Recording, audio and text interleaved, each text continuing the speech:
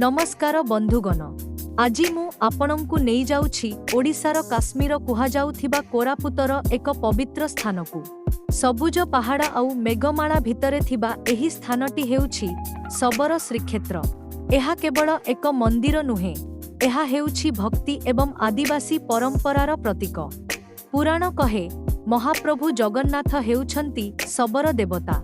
शबर राजा विश्वसु नीलगिरी पहाड़रे नीलमाधव भावे तांकु पूजा करुथिले। सेही पुरातन स्मृति को मने पकाई दिए कोरापुतर एही मंदिर। एठारे जगन्नाथ कौनसी जाति बा धर्मर नुहंती, से समस्तंकर। एही मंदिरर किछि खास कथा अछि जहाँ आपणंकु आश्चर्य करिवो। प्रथमतः एहा समुद्र पतन ठारु प्राय फुट उच्चरे अवस्थित। एठारु छिड़ा हेले पूरा कोरापुत सहर आपणंक पाद तळे थिबा परी मने हुए। पुरी श्रीक्षेत्र परी एठारे मध्य चतुर्धा मूर्ति पूजा पांती, किंतु एठाकार विशेषत हेउछि रथयात्रा। एठारे कौनसी जने निर्दिष्ट व्यक्ति नुहे, बरम शबर समुदायर लोकमाने मुख्य भूमिका ग्रहण करती। पहाड़िया रास्तारे रथ गड़िबा बेले पूरा कोरापुत सहर जय जगन्नाथ ध्वनिरे कंपी उठे। मंदिरटी एक उच्च पहाड़ उपरे अवस्थित। सेठारु छिड़ा होई देखिले कोरापुतर सुंदर प्राकृतिक दृश्य एवं चतुर्दिगरे व्यापीथिबा घंच वनभूमि मनकु शांति देइथाए। भक्ति एवं प्रकृतिर एही मिलन बहुत नियारा।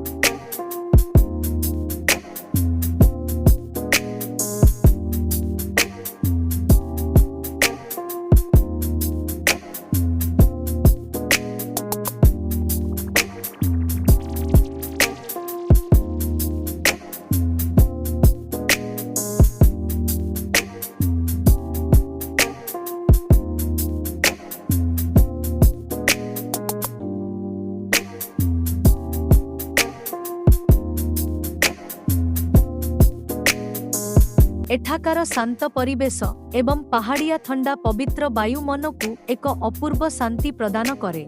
जदि आपण कोरापुत आसुछंती तेबे शबर श्रीक्षेत्र निश्चित आसंतु।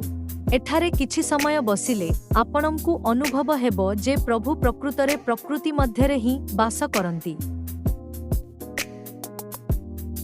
बंधुगण, एही भव्य मंदिरर निर्माण मसीहारे स्थानीय जगन्नाथ प्रेमींक सहयोगरे होइथिला। किंतु एहार नाम शबर श्रीक्षेत्र काहीकि? कुहाजाए जे महाप्रभु जगन्नाथ प्रथमे शबर राजा विश्वसुंक द्वारा पूजा पाउथिले। सेही पुरातन शबर संस्कृति को सम्मान जणाई एठारे प्रभुंकु आपणार करा जाइछि। तार परंपरा पुरी भड़ी एठारे मध्य रथयात्रा हुए, किंतु सेथिरे शबर समुदायर लोकंकु मुख्य अधिकार दिया जाए। एवं सबुठारु बड़ कथा हेउछि एठारे जाति धर्मर कौनसी भेदभाव नाही।